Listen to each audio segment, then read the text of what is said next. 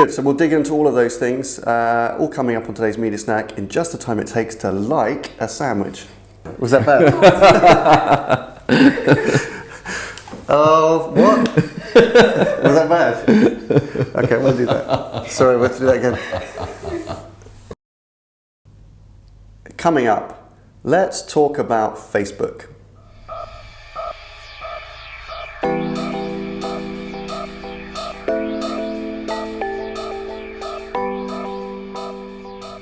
Hello and welcome to IDCom's Media Snack, episode 54. So as we mentioned last week, today's episode is entirely dedicated to this startup called Facebook. You might have heard of it. Yes, we have. What a phenomenal business. I mean, it's been going over 10 years now, keep posting stellar results quarter by quarter, but maybe some cracks kind of starting to show in that growth. That's right. So they've had some concerns and issues around measurement. Mm-hmm. There's been a spotlight on some of the fake news that has been brought into Facebook, and they've repositioned their ad serving, Atlas, into a measurement tool. Yeah. So let's dig into all those things, all coming up on today's Media Snack in just the time it takes to eat a sandwich. Okay, so let's talk about Facebook. What a phenomenal business. Just over 10 years old now. They sit on over $300 billion market capitalization, driving $17 billion of revenue every year. And when we've spoken about Facebook in the past, I think about 6 months ago, we were talking a bit about Facebook then, and noting how they were hugely kind of hoovering up digital ad spending, largely driven by a lot of marketers' perhaps concerns on transparency issues. Yeah. And also Facebook's brilliant ability to be able to, target cross-device, what was perceived then as the quality of their kind of measurement and reporting, and gives advertisers a lot of kind of control. But there's some questions maybe starting to appear. Yeah, I mean, this is a business that is constantly posting record results. They've just posted their third quarter. They are 59% up year on year. Yeah. They're going to deliver nearly $7 billion worth of revenue this quarter. Yeah. As you said, $17 billion by the end of the year. Together with Google, they account for over half of all online ad revenue in the UK. I mean, that is an enormous business. And as you say, it's been a safe haven for advertisers wanting to get online, right? Yeah. But the spotlight is on them as a business. And recently, they've had one or two little wobbles around measurement. Yeah. So apparently they measure 220 things, which I think is an astonishing amount of things to be accountable for. And those are the metrics by which you can kind of judge the value of your investments on Facebook. Yeah, performance, right? And over the last 2 or 3 months, there have been they've done an audit internally, and they've discovered that there have been bugs and miscalculations in the way that they monitor visits and audience engagement with their kind of platform. And that's obviously raised a lot of issues around the industry about accountability. Because whilst there is no direct link with payment of inventory and these measurements, what it does do, it questions perhaps the role Facebook, to whatever extent it is on a media plan, but the amount of money that will go on Facebook as a platform, right, on a media plan, because it has to deliver against. And that's been one of the concerns and criticisms from the agency community. Facebook has been regarded as so-called walled garden along with Google, because it provides its own, as Martin Sorrell called it, they mark their own homework.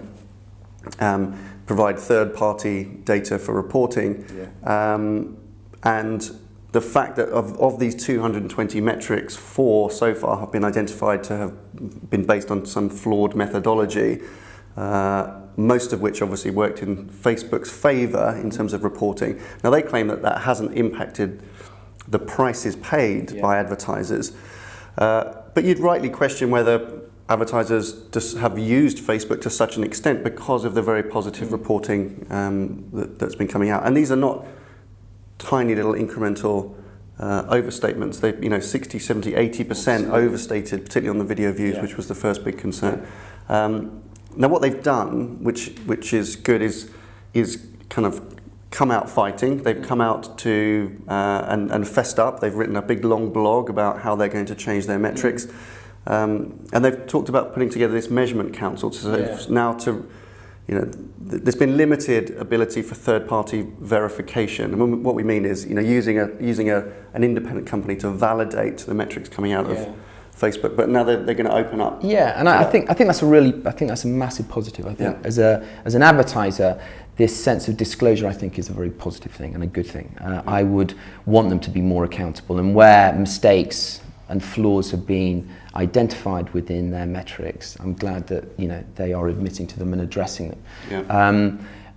Having this measurement council where they've invited senior brands and marketeers to have a voice and a contribution, I think is a really positive thing.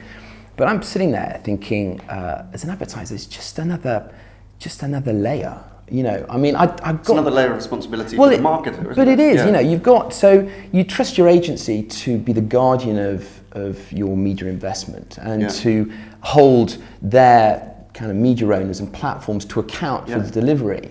But if I now have to go and find a third-party verifier that I'm responsible for, then that's just a third layer. When do I ever have time to do my day job? It just adds to the complexity, I think, because also you're increasingly, Facebook and Google particularly have been very good at building direct marketer relationships, and servicing them a bit like an agency would, even though they're a vendor and they have a single product. So as a marketer, you've got your agency where you pay hopefully handsomely to do great work for you. You've increasingly got direct relationships, well-serviced relationships with Facebook and Google and others who are acting like agencies, and these are all relationships and perhaps even separate contracts that you've got with those partners. And now you've got to build a roster of verification tools and services to make sure that all of those relationships are delivering what they're supposed to. But is that I don't know. I mean, this is an open question. But is that a symptom of just the general mistrust in the industry at the moment? That I feel as an advertiser that I have to independently go and find a verification company that will mark the homework of not only my agency but also of the platforms that they invest my money on, rather than just relying either on the platform itself or certainly the agency to do that job for me. I mean, of course, there's a trust issue in there, particularly if you the validity of the data that you're getting back is being questioned. Then maybe that's going to drive you to seek somebody who can independently verify. So I mean, it's a shallow kind of trust issue. But also, I think that Facebook, despite its phenomenal size and growth, is still both, I think, for them and for marketers in this kind of test and learn. It's still evolving. It's a very fluid product because they're constantly innovating their products anyway.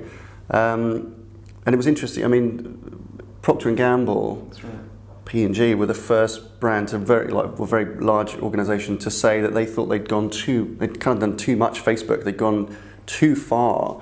Within their hyper targeting, right? So they weren't going to actually stop or reduce their investment in Facebook, but they were going to relook at the strategy by which they activated Facebook. And other brands have followed suit and are changing the way that they use Facebook.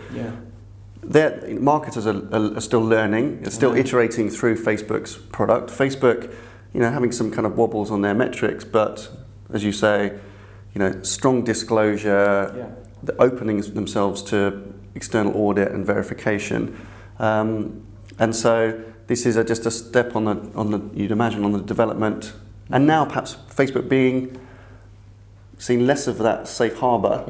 And more of a accountable. I think that's right. Platform. And I think as it matures, as it becomes more kind of sophisticated, in the context of kind of transparency within the industry, being held to account properly, as every other medium should be, is a good thing.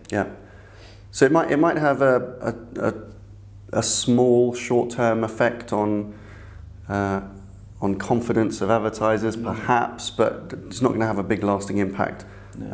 And if anything, I think we've heard stories of not other digital platforms, other digital vendors, obviously trying to take advantage of that and encourage agencies to send a message to Facebook by reducing spend, but we doubt that that's going to have a hugely significant impact. Next up, Atlas, which was Facebook's ad serving platform, designed to compete with DoubleClick, is no longer. Yeah, and DoubleClick, you may know, owned by Google, which completely dominates ad serving markets. I think it's about 2/3 or 3/4 of the kind of global ad serving. Atlas, one of the functions of Atlas was an ad server, which they've decided to close. It's not a business that they're going to pursue, but one of the great assets of Atlas, because Facebook users are logged in across multiple devices, was this ability to kind of track and target and therefore measure accurately users across multiple devices on Facebook platforms. So that bit will continue. Atlas as a business function in Facebook will move into what they call it their kind of marketing sciences kind of measurement division, which is a good thing, and we'd expect kind of more to come out of that. So a small little blip and a failure, I guess, in the huge success story. But they pivoted that nicely, because now as a measurement tool, it's going to be very reliable, and it's going to hopefully address some of the issues that we've talked about before. Yeah, good. And then the last thing to mention, you mentioned in the intro, which is this amazing story about did Facebook somehow contribute to the US election result by allowing these really sensationalist kind of news stories, particularly issued by the kind of the far right bloggers in the US, which became actually some of the most shared stories on Facebook. Because they're so crazy, right? Yeah. And this is the thing. They've come into Facebook have come up against a lot of criticism for kind of allowing fake news. They've experimented in the past with a human kind of curation team, like an editorial team, which at the time, and this was kind of earlier in the year, which at the time got accused of having a liberal bias. And anyway, they got rid of all those people. They allowed the algorithm that these people were working within to then dictate like trending news stories. And what it's done is kind of allowed these quite extreme views and sometimes completely made up stories, as I say, majority of them which had been issued by the kind of far right Trumps far right anyway politically, and very pro-Trump and anti-Hillary, to gain the most shares across all of Facebook's kind of news stories. So what are Facebook supposed to do? Are they supposed to kind of prevent expression? Is that the idea, that there is going to be some form of quality? Well, they can't. It's a really difficult position, isn't it? Because if you start to exercise editorial control, then you shut down so-called freedom of expression. And as long as stuff is not offensive or legal or against the. And who's to say that Facebook are the arbiter of editorial quality? And also not producing content themselves.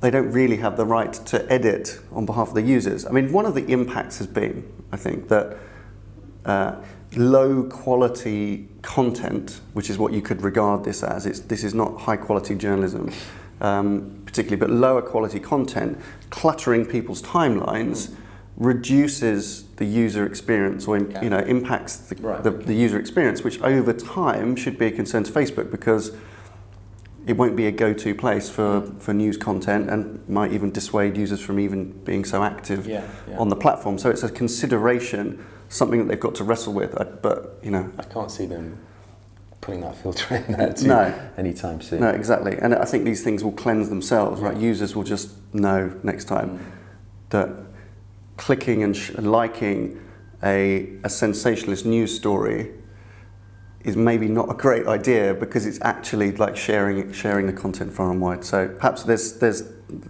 something and nothing in all of this. I think people are just looking for excuses.